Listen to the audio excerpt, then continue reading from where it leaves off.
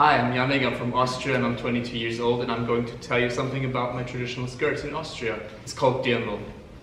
The traditional clothing in my home country Austria is called Tracht, and more specifically the dress for women is called Dirndl.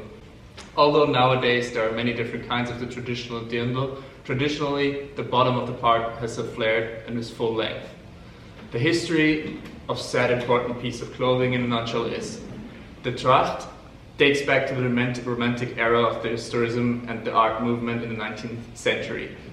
In Austria, the brother of the emperor of that time wanted to reflect and propagate the clothing of the common people, so he began to wear it more and more, which people in the cities began to adapt to. Due to its common wear by farmers in Austria, it was still seen as a countryside clothing though. That was until the Trapp family made the Dirndl famous in the Salzburger Festspiele and on their worldwide tours. The Dirndl had to hold up for a long time, which is why it had an apron around it, which was mostly colorful and back in the day. The position of the bow tie also matters though, as recent tradition shows the status of the relationship of the woman who wears it. That's all for my traditional home dress. Thank you very much. Hello, I'm Nisha and I'm from India, and I'm gonna be talking about the traditional skirts in India. Okay, so the traditional skirts can be called as lehenga, or a ghagra, or a chania, or a pavada, or a lacha, depends where you are in India.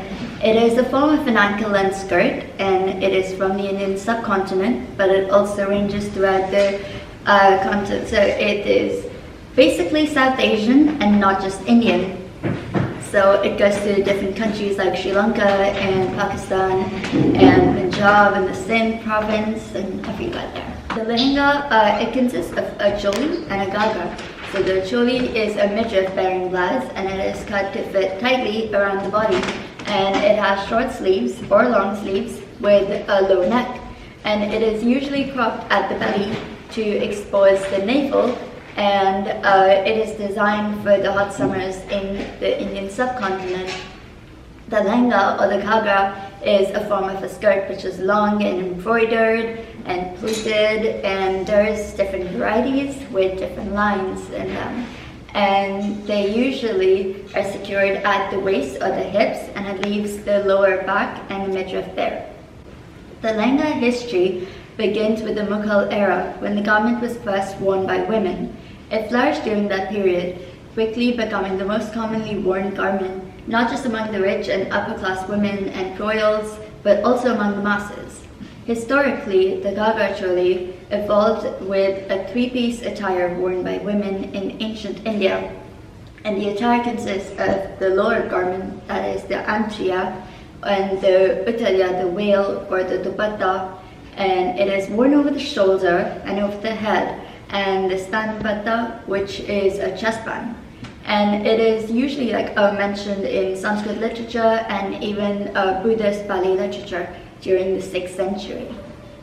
There are various styles in which a lehenga can be made, such as an A-line ghagra, a flared, a sharara, which is a pant skirt, a mermaid line, and also like paneled or straight or trail. And they can basically be made in every single cloth, like fabric, or every single line there is. Thank you for listening in. Bye. Hello everyone, my name is Sasha and I'm from Ireland. Ireland's traditional skirts originate from the Celtic times. The Celts were a collection of clans who travelled and conquered land in Europe. They were the creators of the kilt, the iconic Irish skirt.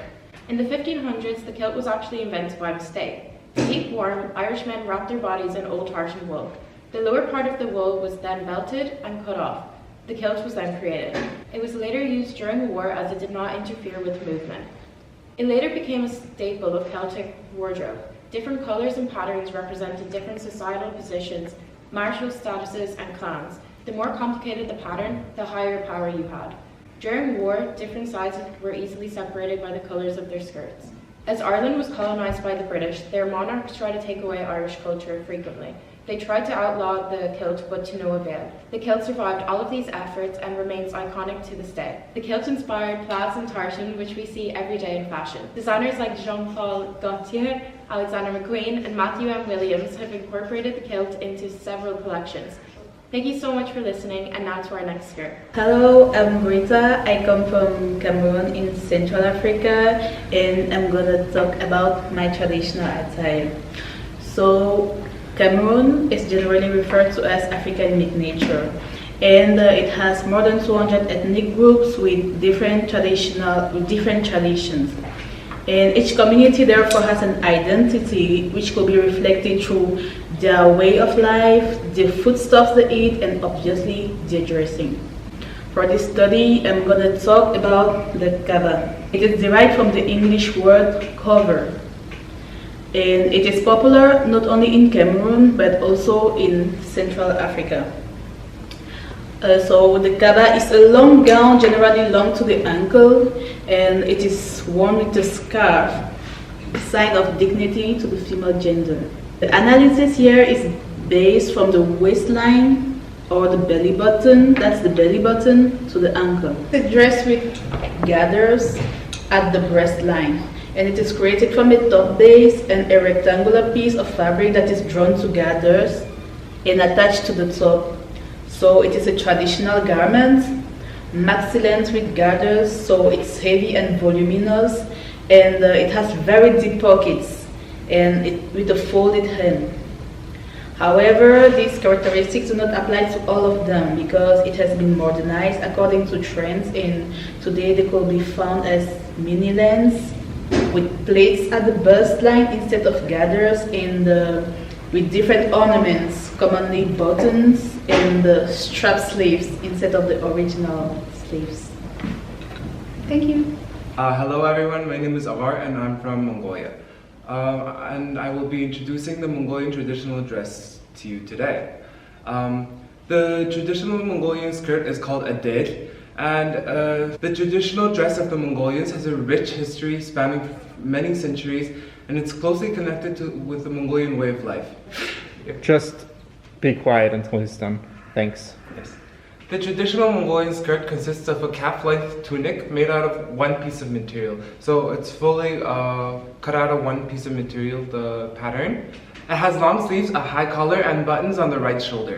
The buttons used on Mongolian deds are narrow strips of cloth tied into intricate knots. Each ethnic group living in Mongolia has its own individual ded, distinguished by its color, cut, and trim. These distinctions go unnoticed by foreigners but are obvious by Mongolians.